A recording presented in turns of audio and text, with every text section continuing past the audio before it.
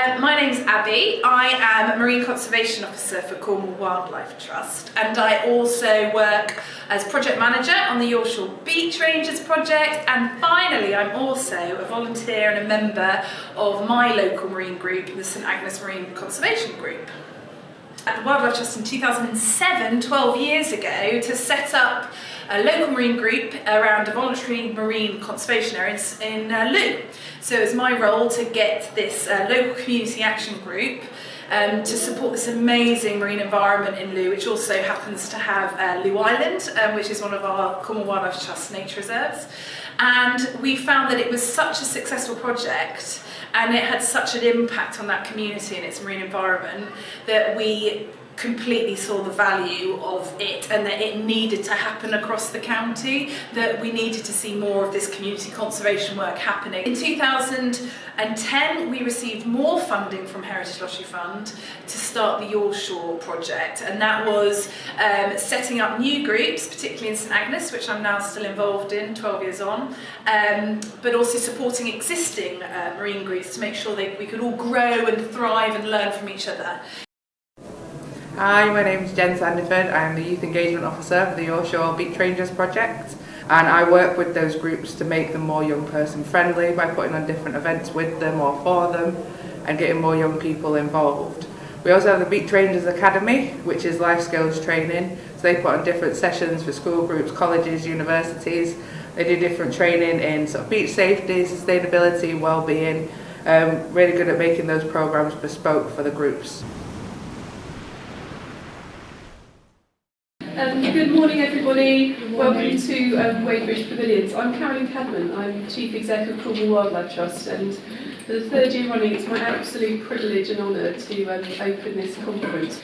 It's this event that always sticks in my mind to make me keep going, because it's the work that you do that really inspires many of us. These are our resident Bottlenose Dolphins behind me. We have these amazing seals, grey seals, rarer than African elephants. We've got some brilliant conservation stories, the chough that lives in that coastal stretch on the cliffs, and we can really talk to people, and there's really inspirational stories and creatures that we have here. Anyone know what you're all marine, so a bit of a test. Do you know what that is? Pink, please. Oh, butterfly, good. Yeah, Rowena. I think it's a marsh fritillary, but yes, well done, yay! So marine can do terrestrial, that's brilliant, good crossover. And some of you might know what this is? I'm going to ask Matt Slater because it was Matt that told me what this is. Go on. And what's special about this, Matt? It's the UK's longest animal. And where can it be found, Matt? Under rocks, all around the Cornish coast. Not many people know that. They don't, no, not who didn't know about these bootlace worms? There you go. They're longer than a basking shot. 30 metres, there you go. So there's a challenge to everyone. When you're out and about this year, try and find a bootlace worm. The State of Nature 2019 report really confirmed what we all know. Confirmed that pretty much whichever way you look at it, nature is still in decline. And I don't know about you, I am feeling a bit of eco-anxiety lately. I'm feeling like this is, it's brilliant. It's a privilege to work for Cornwall Wildlife Trust, and it's brilliant to do these types of events and to get out and about as much as we do. But sometimes it can be a bit overwhelming, the scale of the challenge that we face, and numbers like this don't help. But luckily, there is hope. There's people who are leading the charge and helping the mainstream public to understand that they can do something. We can all do something if we work together. So this guy's been responsible for some of that, and this girl has taken a lot of that momentum forward with a lot of people. And these people give me hope. I know they're giving you a lot of hope as well. And perhaps even better, I have to say this, you have Cornwall Wildlife Trust as well. So and we like to give a message of hope that there is lots people can do. When you look at some of the numbers, We say we've got 57, 58 nature reserves. We've actually got a couple more, but we're saving those up in our back pocket to tell people about, probably for when in 2022 we'll be 60 years old as a wildlife trust. So we're going to have some celebrations that year. And there's lots of other things that we do, but most importantly, we have 17,000 members and at least 14,000 volunteers, which Holly, our volunteer coordinator, has been working through and auditing, and you're a key part of those 14,000 volunteers. Come and find me later and I'll explain the pants thing. That's something else. And not related, obviously, to the beavers that we have in London. Sorry, it's too easy to make a joke about that. Or not, that was you laughing. That's the strategy for Cornwall Wildlife Trust. We want a wilder Cornwall, wilder places, wilder people, wilder future. But mainly, the big message of hope, we have you. For the marine area, we have you. We have students, we have marine groups, and we have all the activities and the work that you do. And I'm looking forward to hearing your stories and your successes this morning throughout the conference, and it will inspire me for the next year. And I know you inspire trustees. I just caught the eye of one of them at the back. Both of us often use this conference, as I said earlier, it's one of those happy moments in the year which keeps us going. And we had this vision that we would engage with, let's say, 2,500 school children, that through the Offshore Beach Rangers project we would train 180 beach rangers across the county. We had this vision that we would work with around 10,000 community members in the 5 years. This is 5 years worth of work. And we would ultimately set up more local marine groups. We'd get to a network of at least 12. So, 4 years on, we've completely blown those figures out of the what do you call it, out of the county. We have engaged with over 9,000 school children. So this is just the team, I hasten to add, not you guys. This is just the team's direct numbers. Over 9,000 school children when we were aiming for about 2,500. We now have 17 groups under the Offshore network, which we're so proud to be associated with. We've engaged just the team, I hasten to add, 12,000 community members. So that doesn't include all the events you run and all of your numbers, which I would love to see next year, because I think it would blow us all away, the volume of people we actually engage with in this county and make them appreciate how amazing our coast is. And look at that number, is insane. So the Cornwall College, Newquay and the Beach Rangers Academy have trained over 3,861 beach rangers in 4 years. So that is an amazing figure. And this figure, although it doesn't look as high, this is actually a really important figure. This is your long-term engagement. So these are the people, these are the younger people who are still involved, still part of local community groups, still part of maybe even giving and beach ranger training now, volunteering long-term for environmental sector, or even in employment. So this is they're really high impact people that will be going out there and making change across the county. So that's just an incredible amount. I think a bit of a round of applause.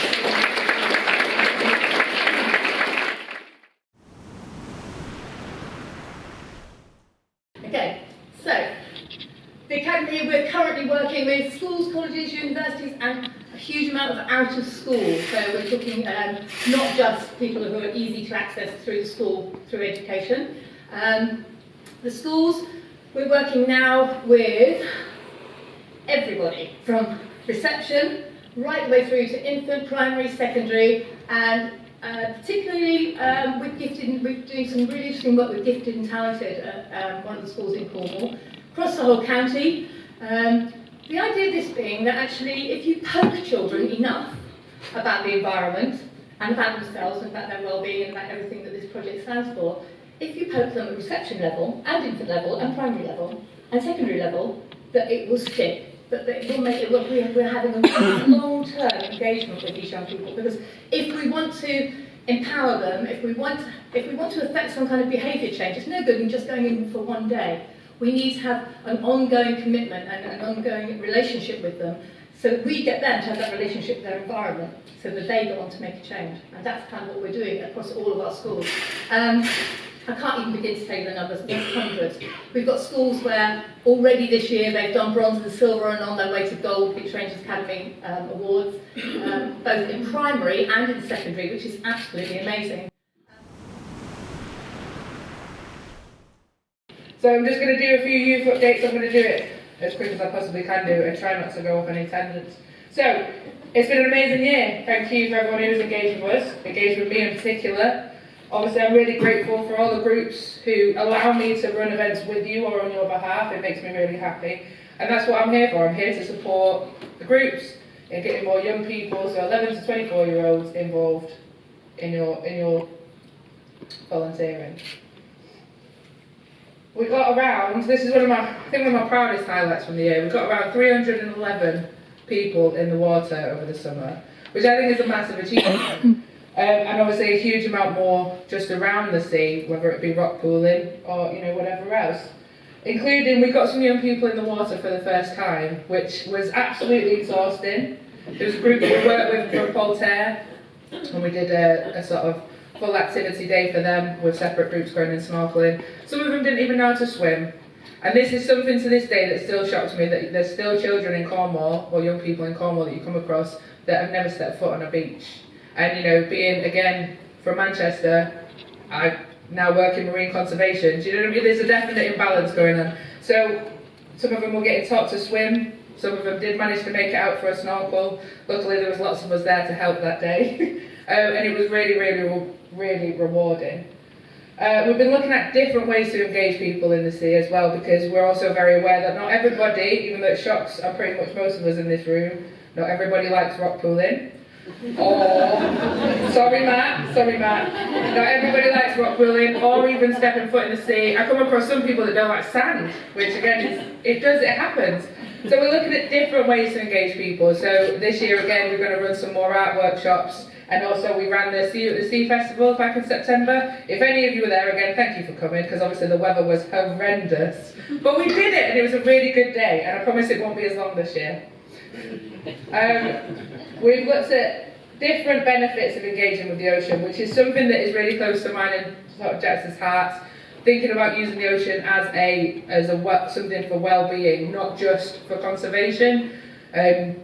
So meeting different needs. And what was really lovely is Chuck, who is evaluating part of our evaluation, is here today somewhere, I don't know where he is. But he said that some of the feedback that we've received, that actually comes across in the feedback, how the things that we are all doing is actually really benefiting the well-being of those young people and people that we're working with, which is amazing. Moving forward into our final year. So, our new apprenticeship. It's been launched, the advert. I'm sorry Jodie, I've lost her, I don't know where she is. Our lovely Jodie will be leaving us at the end of March. Yes, that'll be cool. And we've got our other first apprentice here as well, Giles.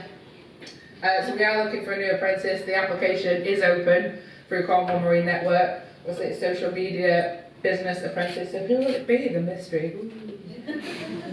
Still doing it. Point down here. We're looking into youth strategies, because obviously we're coming into our final year, so what we're hoping to do is develop sort of youth strategies within the trust, but also within all the local groups as well, which is something we're going to do a bit of a workshop on today. And going to continue to work and support, so I'm still here for at least another year. So get as much from me as you can, and I'm here to help and support, run events, but if you want contacts, whatever, that's what I'm here for, and that's fine. 2019, I think everybody probably knows, has been a bit of a year of change. It's also been a year of action, and that's been, don't need to go there. I'm used to having a laptop that doesn't have this guy. So, yeah, not just protests, not just Extinction Rebellion and youth strikes, but it feels like there's a movement from the grassroots of a lot of people wanting to take action in their community, people feeling that eco-anxiety that Carolyn indicated, and wanting to actually do something tangible to benefit their local area and the environment as a whole and their community. And we talk about this amazing Your Shore network, and you guys are definitely doing that. You're on the ground, you're doing the work, and you're giving people things they can actually do. But the network isn't just these groups. The network is a lot more than that. we talk about these 17 groups, but actually the real network is so much wider. I'm sorry if I've missed anybody off, and I know I have, but the work that's done in the Offshore groups is complemented by and linked so strongly with everything that all the other groups and organisations and individuals around Cornwall and the South West do. So thank you everybody in this room for everything that you do, no matter how small. You're all absolutely amazing, so thanks. So on that, I'm going to start with one of the groups that's not in the 17 Offshore Network groups, so beyond the other side of the border, to coastwise in North Devon. A lovely group, so I'm going to have to move this mic so I can see my notes. So I'm giving updates from all the groups, so I'm going to have to fleet through things quite quickly, so I'm sorry if I miss anything, but I'll try and be as succinct as I can. So the coastwise North Devon have continued their census surveys across the North Devon coast. They've also started doing inshore surveys, surveying for non-native species, and that is from a very wet survey at Westwood Home. And then they've also had an amazing workshop with Dr. Sarah Hotchkiss of seaweed ID and pressing. They've got an amazing array of winter talks and talks throughout the year, so if you're ever that way, please do have a look, because they always seem busy and always seem to be having an amazing time. Also, on the other side of the border, the Wembury Marine Centre, represented by the lovely Nailers, who are here today somewhere. So they're with the SEAL group and BDML are in the back room. Sorry guys. But yeah, so do have a look around at the stalls during the breaks. As you said, my name's Mark Ward and I work for Somerset Wildlife Trust. And I just wanted to start by saying, as a kind of person who's worked in marine education all my life with different organisations, Cornwall are the best. Let's get the audience on side. We are in awe of what Cornwall have been doing in these groups here. And in Somerset, I'm halfway through a project called Somerset's Brilliant Coast. And it's Somerset's attempt to try and match the amazing work you do. So I thought I'd come along today just to find out and get those information and chat to people. And I've ended up doing a presentation, so I'm not sure that happened, but that's kind of why I'm here. And I'd love Cornwall to recognise how good they are and be happy. I know they are, but just share wider and wider. I know they've done stuff with Devon, but Somerset's there as well. Just down the page, so do chat to me. Just a little bit about my project before I go into the theme of what we're going to do in this session, which is the climate emergency. So Somerset's Brilliant Coast project is a 3-year project. There are 3 parts to it. The Curious Coast, which is basically events, beach cleans, walks, talks, the kind of thing your groups are doing. Parish Shores, which is engaging with local communities. So we've got some funding to actually go to coastal communities in Somerset and say, we're here, what would you like to do? So again, I'd love to pick your brains about some of the things you've been doing in your coastal communities, and I'll say a bit more about that later on. And then our Wild Beach programme, my colleague Tilda, in the photograph there with me, runs those. So Wild Beach, if you haven't heard of it, is a Wildlife Trust national kind of youth school, coastal school initiative, a bit like Forest Schools, and she's been doing that. It's funded, I have to mention my funders, it's actually funded by Hinckley Nuclear Power Station, the new build at Hinckley, who have to give money to local authorities to do community impact work, and we've taken some of that money along with some money from the National Trust. Okay, so what I've been asked to talk about is kind of related to the coast, but they've asked me to step back a little bit and just talk about the wider climate emergency, and then sort of hone down in a workshop that's going to follow about you as coastal communities and what you can do about it. And I'll start by saying I know you're already doing loads already. It's just to push you even further and get you thinking even more about what we can do. The parish council that will remain unnamed is quite rural. And they said, could you come and talk about the climate emergency, but don't mention Greta or David Attenborough because it will upset people. So it's not shared by everyone, it might be deep in a room like that. And so I'm going to talk to you a little bit about climate science. And I'm going to assume, if you don't mind, that you don't know anything about it. I believe it's too late for humanity. And the best we can do is prepare for inevitable major disruption to our lives. If you think, if you're like that guy of Dad's Army with Doom, you're at that end. If you think, actually no, we can still do stuff, then back to be honest. I believe that individual actions and changes can and will make a difference. So if you think, really, it's down to the individual. If we do stuff, that is really going to help. It's the individuals that are going to make a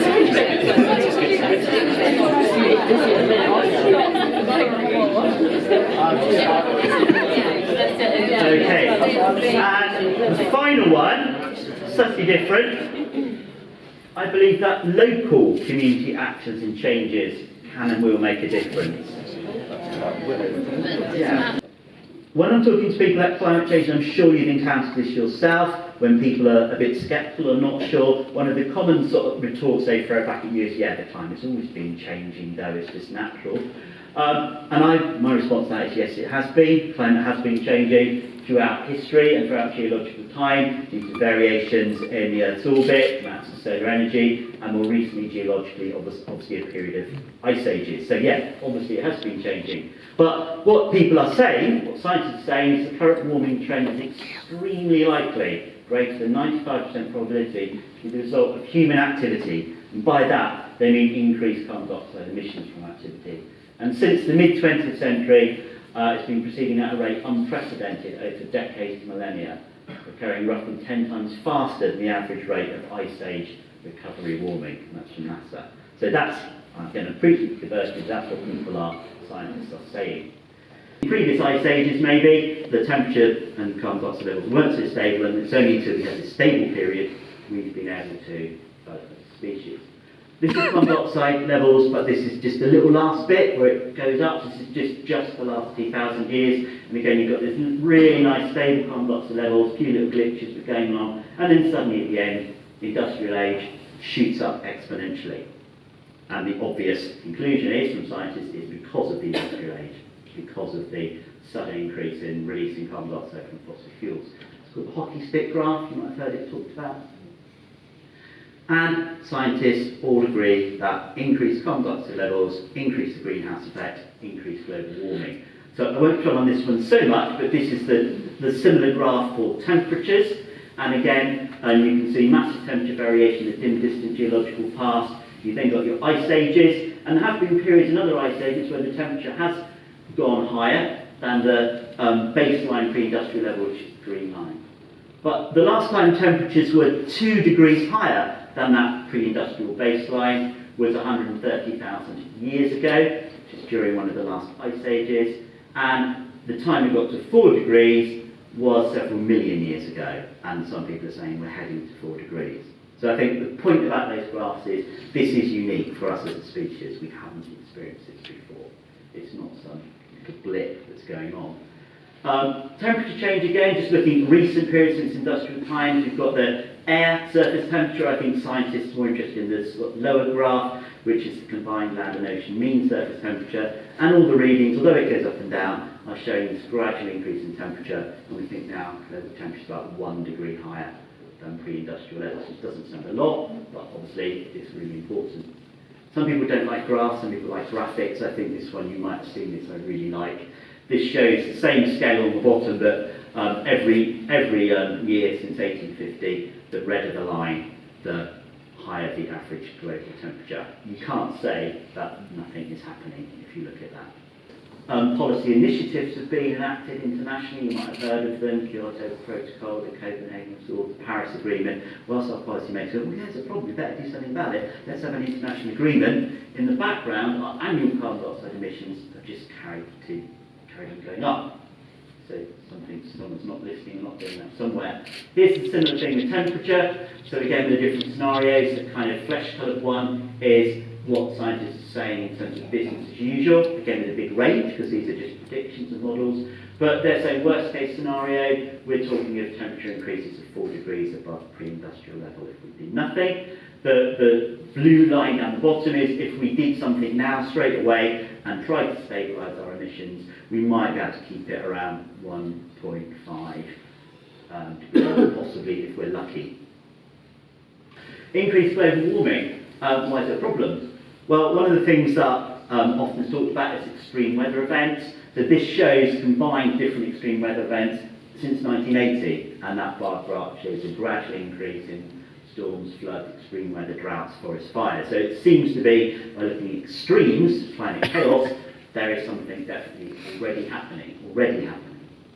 The other big thing people often talk about is the ice caps, and you probably know that as the global temperatures increase, that happens faster at the poles and the equator, so we're really concerned about what's happening at the poles, and you probably will have seen images like this. So this is the extent of summer sea ice in 1984 in the Arctic, and this is the extent of sea ice in 2012, and it's got worse since then. So huge amounts of blue ocean are appearing in the summer, less and less summer sea ice. Things where the carbon dioxide emissions annually are still going up, which brings us to where we are now. If we're really going to meet the targets that are being set internationally by governments and things to get down to net zero by 2050 or by the end of the century, we've got to act fast. So that's the decrease in carbon dioxide emissions, which Greta was talking about earlier. And you can see it's a really steep drop to get down to the levels that we're trying to.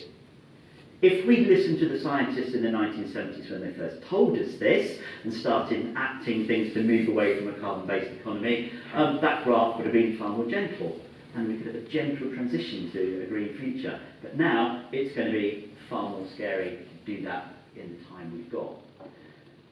1.5. Why do we have to limit warming to 1.5? Well, just some sort of things here. I think lots of scientists are now saying it's looking increasingly likely we can actually cap it at 2, let alone 1.5. If we do manage to stop temperature rising any higher than 2 degrees, probably that's going to lead to sea level rises of up to 1 metre by the end of the century. The speed of global warming, of climate change, it will probably be so rapid that lots of species will not be able to adapt or migrate or move fast enough, so it's going to plug into kind of massive extinction events. Things like coral, which of course, as coastal people you all know and love, coral bleaching, which is massively affected by warming oceans, would be really high, combined with ocean acidification. Arctic summer sea ice melting so much in the summer, ice-free summers are 10 times more likely than they are today, so you'll have summers where there's no ice in the sea in the Arctic. Obviously, wildlife species are going to be affected, but the species that we depend on for agriculture are also going to be under massive stress. And I think for me, this is the real eco-big scary bit, because you're going to start getting crop failures, and we won't be able to adapt our agriculture quick enough to get around that. And of course, global warming does mean it's getting hotter, so extreme heat waves. And I know in places like India already, they've experienced heat waves for a sustained period of time that's over 50 degrees for weeks on end. If it was to rise up to 1.5 degrees, that's still scary, and that's probably, if we're really lucky, we might have to do this, we're still going to get sea level rise. Maybe more species won't be able to adapt. We're still going to get coral reef bleaching, but only half of our coral reefs will be affected, so that's okay, but that's still quite high. There will be some summers with Arctic sea ice. Maybe we can adapt our crops, and there will be less extreme heat waves, but still 14% of the world population, 1 to 5 years, will get an extreme heat wave. You're happy now? Even if we stop carbon dioxide emissions today, there is this thing which again some of you will know about, this time lag, because as the planet's warming, the atmosphere, the oceans are warming, it holds that heat and then gradually releases it. So even if we stop now, we've got a time lag, especially in the ocean, because water takes a long time to heat and then re-release that heat, possibly a decades-long lag. So even if we stop them coming out of the ocean, we'll still be gradually warming over a period of time. And we'll still be releasing that heat back into the air, continue to melt the ice and so on. The other thing is positive feedback loops, and I could go on for ages about this, I just mentioned two. So positive feedback isn't a big thing. The word positive is in there. So obviously you'll know about the permafrost, so it has the ice mounts in the polar regions, then lots of the land mass there. The soil is frozen. As it melts, as it warms, it's going to release methane gas into the atmosphere, a really potent, very short-lived greenhouse gas.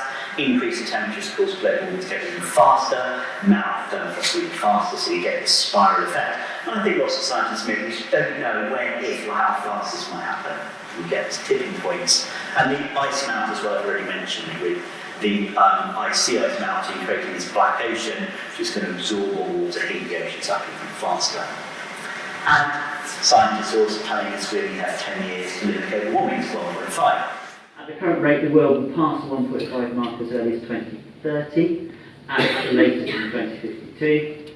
There are unprecedented changes required if we are to limit warming to 1.5. Changes to energy systems, to the way we manage land, to changes we move around with transportation. We need to start work immediately. If governments just fulfil the pledges made in the Paris Agreement for 2030, it's not good enough. It will make it almost impossible to reach or to keep it at 1.5. To have even a 50-50 chance of staying under 1.5, the world has to be carbon neutral by 2050, with emissions of carbon dioxide falling sharply from 2020. Oops, that's now. Okay. That's just the climate emergency. Of course, and as ecologists and wildlife people and conservationists, equally important is the ecological emergency, where there's less facts and less graphs. But this is a really nice graph that was put together, I think, by the Stockholm Institute, looking not just at the climate crisis, but at other ways we're passing our planetary boundary with species. And we know about the climate crisis. The green bit is okay, so we're sort of all right, we're in our limits there. But the nitrogen cycle, our increased use of nitrogen and release that into the atmosphere, and the big one there is biodiversity loss. So you've heard about sixth mass extinction, and across all the different groups of animals and plants, we're getting this massive reduction, increase in the dangers of climate change. So between us, we can cop this amazing idea which we call tea in the sea. So this is done at the Women's Institute on World Oceans Day. In the sea, having tea and cake and scones all dressed in their finery as the sea level rose around their ankles. So it was a great event publicity-wise and really helped us sort of get the message across, and the ladies loved it and they were really game for it. What you can't see is behind the lady in the white there, one of our volunteers is there holding the chair like that. They're actually so keen, they came back to the Wildlife Trust and said, we'd love to do this all around the country. So, and I've been talking, I know, to really progressive people in the Wildlife Trust, it's maybe something we could do in Cornwall. Well, Beach again, which you mentioned earlier, is engaging with schools and getting schools involved, really important to get the young people involved. And then Parish Shores thing, which maybe links to the question I'm going to ask at the moment. Some of the projects I've been doing is, and I know you do this already, but plastic-free communities. I really love what you've got at the back with your Cornish Plastic Pollution Coalition. I know that Plastic Free North Devon Group, and we're really looking to kind of follow your example there. But how do you link the passion for beach cleans to actually thinking about these wider climate issues is a thing I'd love some ideas and thoughts on from you. We're also doing something at Barrow Dunes. So those of you who know Somerset, at far east end of Somerset, Barrow Dunes, Burnham-on-Sea, Pontins, loads of holiday camps all along this destroyed dune system, apart from one bit of dune, which is a local nature reserve. And they've got a conservation group. So we've been working with them, devising their own citizen science projects around protecting that important dune system. And we've also been using apps. So this is in Kiel. We've developed an app, a little nature trail in from the coast, and I managed to drop lots of comments about climate change, ecological emergency into the app. And then also connecting young and old. So, and I think I've heard of similar projects. We're developing a project in the place of Sturgis called Remembering Our Forgotten Shore, which is basically working with primary school and an old people's home, and getting the old people to say what the coast used to be like. And because they can't get to the coast, the kids go down and collect their memories and bring them back and kind of share them. What I'm thinking here is, I know, looking around the room, talking to people, saying you're doing loads of stuff, but I'm trying to focus on the climate and ecological emergencies, and not just the beach cleans and the strandings and all those things you do. How can you, as a community, really kind of reach out a little bit further into this bigger issue underlying everything? Is kind of what I want to think about. Just a little plug. Stuff's going on in the background. I belong to various organisations. There's one called the European Marine Science Educators, so they're connecting on a European level, if I can mention where Europe today.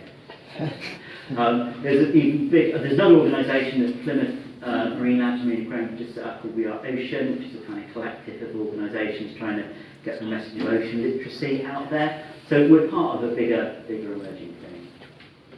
So that's the question, what's happening already in Cornwall and its coastal communities to address this. Oh, sorry, that was just a question I was going to ask you. Now, I don't want to do this for too long, because I prefer to get on to discussions, but I'm just going to ask the room, really, just to get a few thoughts which will get our sort of brains going. Does anyone just like to throw into the room, stick your hands up, anything you're doing in your group, which is to do with the climate and ecological emergency that you're already doing? Have some ideas of stuff.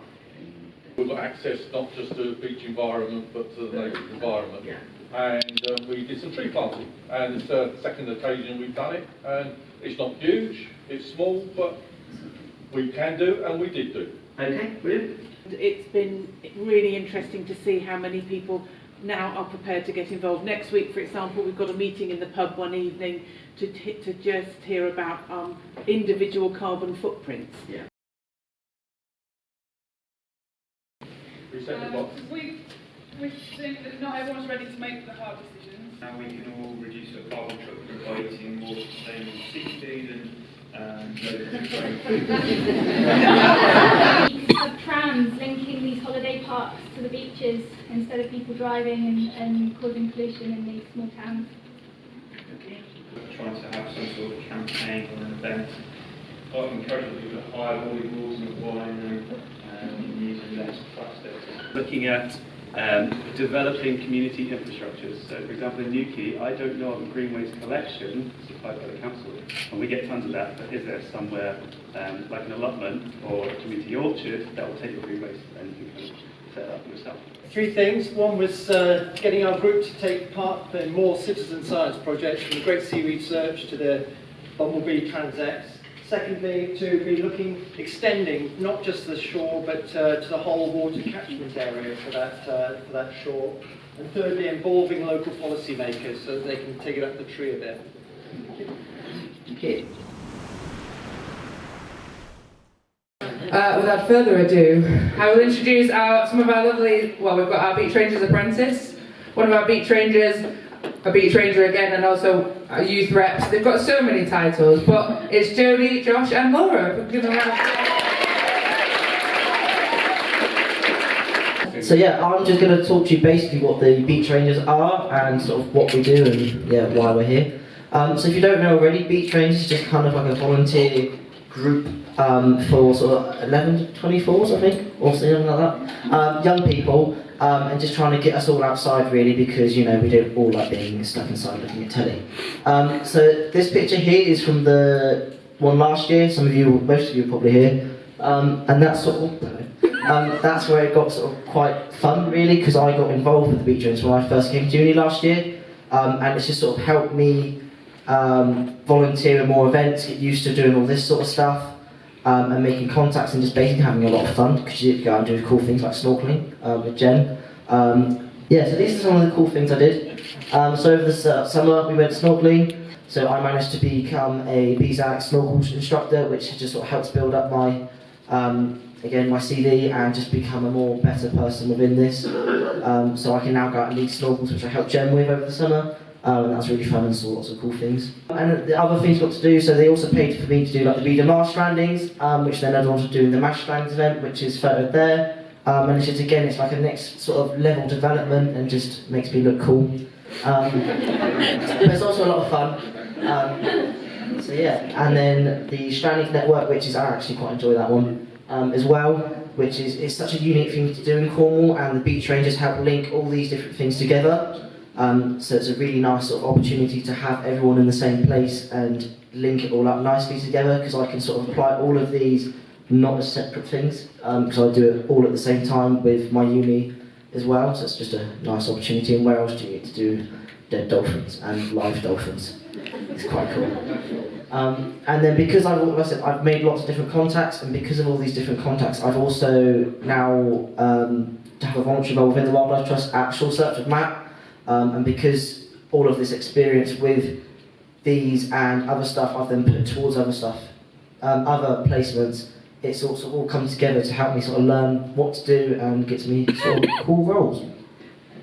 For those that don't know me, I am Laura, and I'm Academy just like Josh, but I'm also the youth rep for the project. So Our Bright Future are basically the people that fund the Beach Rangers project, and they also fund 30 other projects across the country, and they're all run by the Wildlife Trust, and they're all aiming basically to get young people involved in the environment. And they basically do this through their 3 asks. So the first one is basically getting people and young people learning in and about nature. So they are trying to campaign to get the government to agree to allow 1 hour a week of curriculum time in schools to be spent outside learning, which is a big vice of mine that everyone Thank you. It's a big vice of mine that you spend so many of your younger years spent in a classroom when you should be spent outside learning about the things that you were often learning about in a classroom. So that's something that I feel quite strongly about. The second of which is support in the environmental job industry. They're quite hard to come by, jobs in this industry, and they basically just equip you with the skills and the experience that kind of gives you a bit of a head start in such a competitive industry. And the third one is basically to be heard, just to have a voice, to feel like as a young person your opinion matters and people are listening to you. Just going to go the right way. Yeah. So this is just me in Belfast and I think Jodie, oh no, it's a Daniel in there as well. And Jodie, alright, we're all there with all the other projects. So yeah, basically my role as the Youth Forum rep means that I get to keep in contact with all these other projects across the country and go to conferences and seminars and meet all these amazing people. So yeah, we always post stuff on our little Facebook group of opportunities and all the project successes and challenges, just to hear about what's going on across the country basically. And it's just an amazing experience being in a room like this with so many like-minded people. It's just a push in the right direction that you need sometimes. So yeah, it's been brilliant. And whenever we go to these conferences or seminars, there's always really cool workshops, again like today. So we've done some on sustainability, campaigning, well-being, by some really cool people. We've had members of Parliament and Friends Against the Earth come in and teach us everything they know. So it's really helped me kind of feel a lot more confident about myself as a young person. Yeah, but my biggest thing that I think has just been amazing from my role as a Youth Forum rep is that me and Brenda last year got to go into Parliament and attend a parliamentary reception where I got to speak to the MPs and the Lords about the change that we want to see in the environment and as young people.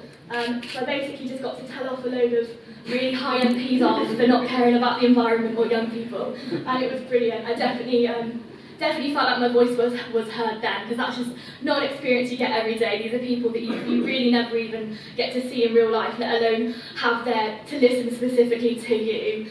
So yeah, we met a couple of the Cornish MPs, which was brilliant, but we met loads of people from across the country, which was just insane. So yeah, I'm super grateful to have this opportunity to be the youth rep. It's made me super confident. It's made me feel like I'm actually being listened to, and all the skills and experiences and qualifications that Our Bright Future and Beach Rangers have taught me is just invaluable. So I hope I get to do it for a little bit longer. Thanks, guys.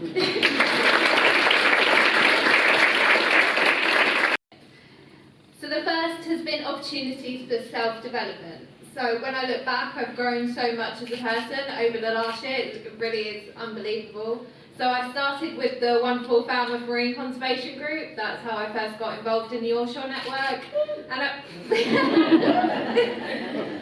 I was quite shy, really quite nervous. I didn't really know anything about the Offshore network, and I just went along to a Matt Slater talk because it was great with Falmouth Marine Group, and really discovered what was on my doorstep and just wanted to get involved. And then through my apprenticeship, this has allowed me to keep in touch with all of you guys and just to get even more involved in Beach Rangers and what it stands for. So my apprenticeship, I knew it was a year when I started, so I really wanted to push myself, get outside of my comfort zone, develop my skills, and just really make the most of this 1 year. So as you can see with the pictures, I got to speak at the Now for Nature conference at the Natural History Museum in London, talking about creative ways to communicate marine conservation. Like Josh, I became a BSAC snorkel instructor, so I can assist Jax and Jen and local groups as well on leading snorkels. I also got to go to Lute Island with the Cornwall Wildlife Trust Marine team, where we did seal surveys, rocky shore surveys, and learnt so much in them 2 days there. And then with Laura, Adele and Jax got to go to Belfast to the Our Bright Future conference and just represent the project and speak to all the other 30 projects also. But what I'm also really passionate about is trying to engage people outside of the conservation bubble, so offline but also online as well. And I absolutely love doing our social media and designing graphics to help communicate just how incredible our marine life is, and just to let the general public know just what is on their doorstep really. So some of my highlights have been taking over the Wildlife Trust Instagram twice this summer.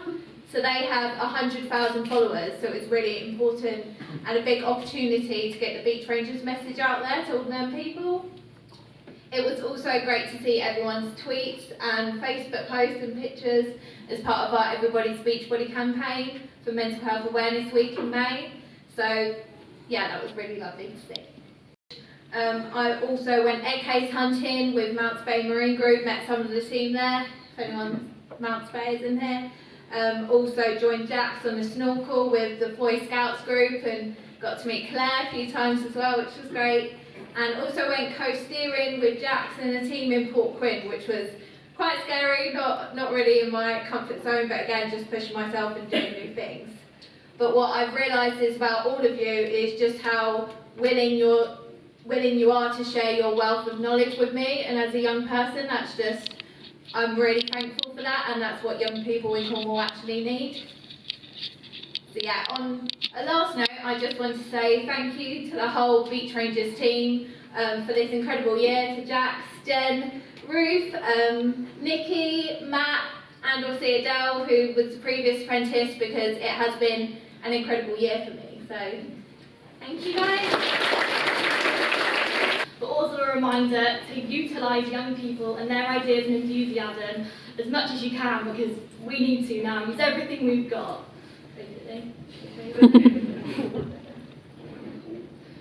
So yeah, it's just sort of the message is, let this year sort of, when everything sort of comes together, get everyone involved and everyone outside, because it's so much more fun than being inside, even on the rainy days. Just yeah, get everyone outside, everyone involved. Big up outdoor education and just mental health and everything like that, just so that everyone can just have a nice fun time, really. So basically what I want you to do is, going to go through the first question. As a group, you're going to have 15 minutes on your table to discuss the actual question. And you can jot down ideas if you want. And then at the end, you'll have 5 minutes to write down 3 top priorities that you want to highlight from that discussion. So it's all about that, like I said, rising tides and engaging with young people. We also would like, if it's okay, if someone on the table has a smartphone, just to make it easier, with those 3 points that you write down on the post-it, this SurveyMonkey link that Jax is kindly adding to the presentation now, if you can go on to that and you can go on the SurveyMonkey and actually put the points in live.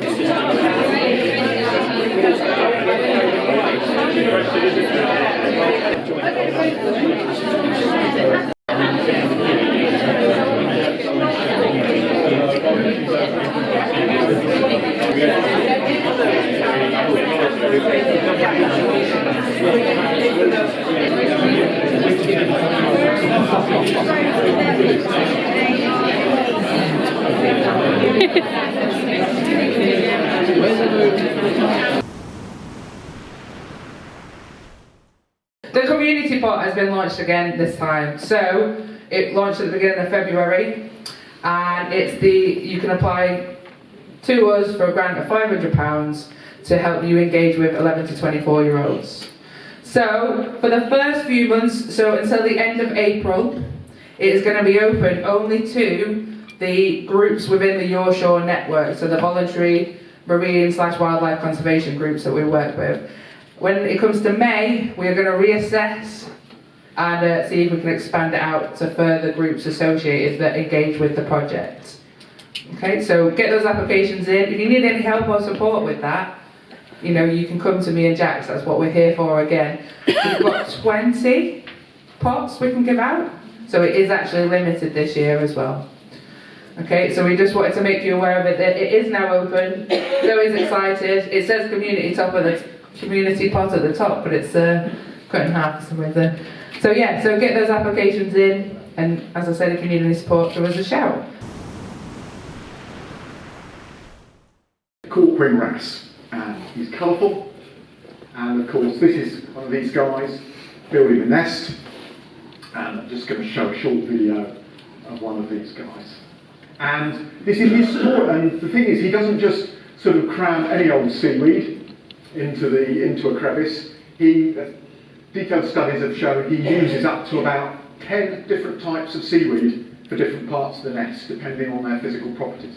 He'll swim sort of 50 metres from the nest and to get the right seaweed. And when you're a fish that big, 50 metres is quite a long way away. And you see he's got a mouthful of that weed. And that pink crusty weed that he's putting on the outside of the nest, now understand that those fragments of weed actually continue to grow after he puts them in place. So they knit the outside of the nest together. And if you've ever wondered why the nests don't fall apart when the first bit of summer swell hits them, that's why. He's got that nest. He's after a sort of a receptive and willing guest to come in and lay her eggs there. We'll see her in a second. But really, and he's very bold and fearless. So here he is in his des res, and here comes a potential visitor. And here she is. Now he seems rather standoffish. We were really surprised seeing this for the stone, how brief this is. We thought the laying and the fertilising the eggs might be quicker, but here she is. You see, in a minute as she turns, she's got that blue egg-laying propeller, and there's a bit of swirling around in a minute, which we presume is her laying the eggs and him then fertilising them. And that's it, we think. But there's another story to this, because while most males are like this, brightly coloured, built this nest, hopefully you can see it here, some males, about 10% of males, actually look exactly like females and pretend to be females, and they come along. So in a minute you'll see a second female come along, or we presume it's a second female, and this is probably why our panel's rather standoffish. Here's the second one. It is a different one, it's smaller, she's got different markings. So is this another female, and our mate's got lucky, or has he been duped? We see cork-ring wrasse, the one that pots near us, those are the main species caught. But you also see a sea scorpion in there, and a tompot blenny, so those are the sorts of animals that end up in there. Now the law is that a bycatch like that is put back locally, but a lot of those animals are territorial, so possibly it might badly affect them if they're in that pot for a good many hours before they're released. Another danger is that if there are fewer wrasse about to remove parasites, the remaining fish can be parasitised more badly. And something we've seen in our area is how many more big fish lice there are on animals such as cork-ring wrasse. And that you see them there, that one at the bottom has got 2 big lice. And certainly, whether it's coincidence or not, but we've seen more of that in the last few years that the fishery has been operating. Other crustaceans, hide away to moult. Spider crabs rely on safety in numbers, so there's a group molting. The molt they all tend to come together for is their pubertal molt, when they molt into puberty. And just like our puberty, the time when the sex differences become clear, it's when they do the spider crabs too. So the male, you'll see what I'm saying this in a minute, this is when the male emerges with his huge claws for the first time at this molt. And the seabed always looks, after they've been, looks like a graveyard, and it's difficult to believe it not. It sort of looks really sombre, and of course it's just their old suits taken off, but it looks as though it's full of dead crabs. But this is where you can actually see, because they'll do it out in the open, a crab molt in action, which is wonderful to see, and this video shows. Here they are congregating. I'm just going to tell you something about the molt in a second, as we discover it, and here he is. I say he, definitely a he, and here he is getting out of his old shell. So there's the top of his old armour, this is the bottom of the old armour, and this is the new crab emerging. And the other crabs, as long as he gets on with it, leave him alone. Apparently if he gets stuck, they will eat him, but that's not unreasonable. And here they are. And now, thankfully, Theresa's expertise speeded up the video here, 10 times speeded up, otherwise you could hear a long time. And so he's starting to pump the legs out. But one thing I just want to introduce while he's doing this is that you can imagine he's going to leave that armour suit behind, and you think, if you've ever tried to pick one up and take it home, you often find it's in pieces by the time you get home, get it out of the car boot, and that's because it's made of chalk. It's made of thin, very thin chalk, and it's what he leaves behind. And he tries to put as much yes, you'll see him, someone's found a good place to sit and watch the world go by. But you imagine, so he tries to save some of that calcium before putting it out, but that process he's going through, he's moving this chalk and calcium around. And now he's looking, getting his legs out. These are some of the gill structure he leaves behind, which I find amazing. And he will go through that several times in his life, obviously. For a shore crab, I don't know what it's a spider crab, shore crab molts 18 times. And now, what's amazing, he's got to get those big claws out. Remember, this is the first time those claws have seen the light of day. So they've been curled up inside his tiny claws, and he's got to get them out.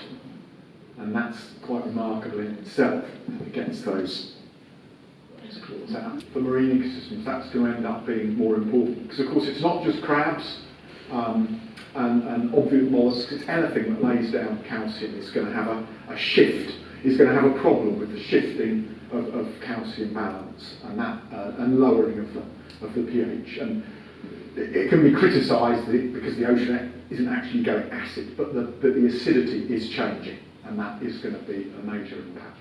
So, all marine animals can have that problem. Right. Oh, but I must just leave you with, back on the cheerful side, with another amazing thing spider crabs do. You see how beautifully this one's decorated? He's got his own little garden growing on the top. It's a camouflage. And I'd show you how a spider crab, a female on this occasion, decorates herself after she's molted. Thank you. So she's got this new armour, and here she is. It's a female, note those transitions. There she is. Put that there. And it works. If you notice, Teresa spotted this, she chews each little bit of seaweed before she puts it on. I think she's going to do her eyebrows now. And I originally just thought, oh, it's just tasting the seaweed, checking, and if it's not good enough to eat, she'll use it as camouflage. But she does it deliberately with each bit. So we think it's probably softening up, making it more likely to stick to the little Velcro-like hairs. So she's done her eyebrows, so I think she'll do her legs next. But it's something wonderful that all these spider crabs do. I was there last week when I visited him, and I think, what have I called him bourgeois? That is actually the proper technical term for a territory holder blenny, the bourgeois male. So I think that's great. And then there's Battler Benny, who you can see, fresh-faced in September 2012. He got very badly injured. Look at the amount of tissue he's lost around the mouth from fighting. In suspect, that was probably about the time he lost Crevice A to Bradley, actually, so that's probably Bradley's fault. But what I think is impressive is in less than 2 months, he's healed up remarkably well by July of that year to attract the ladies, which he did. And we have a couple of other males. Another discovery from recognising individuals was that some males are sneakers, wasn't known, and will pretend to be females. So we first found out this with Billy. Saw him as a third, what we thought was a female, in visiting Byron. We saw him as a fully functioning male.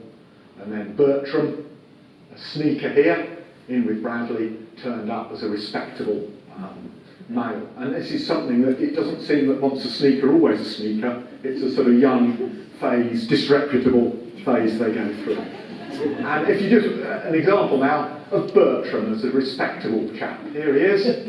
See, rather scarred around the mouth now, probably from battles over territories. And this is a visiting female. She's upside down because she's laying eggs on the ceiling of the crevice. And he's very bossy. Bertram pushes her around. Suspect that might be courtship. Thank you. That might be courtship, but also he's probably marshalling where the eggs are laid, because he's sort of got that limited territory, and the behaviour is very complex of blennies, because the females are choosy, as females are, because they put a lot of resources into their eggs. Males are choosy because they put so much effort into guarding those eggs, and they've got that limited territory. So when you've got both genders being choosy, things get very complicated.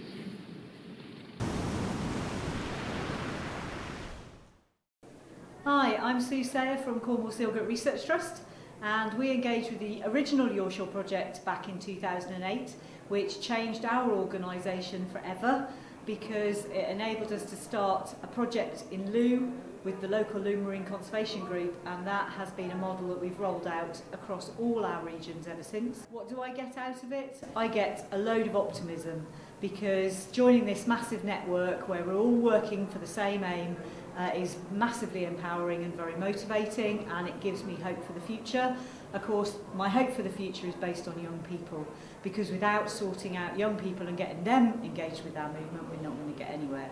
So I think the Offshore project has probably been the most important project that the Wildlife Trust has ever been involved in, and I think it's part of all our futures. We're lucky to have the network, we're lucky to be joined up and be learning from each other, so it's been awesome.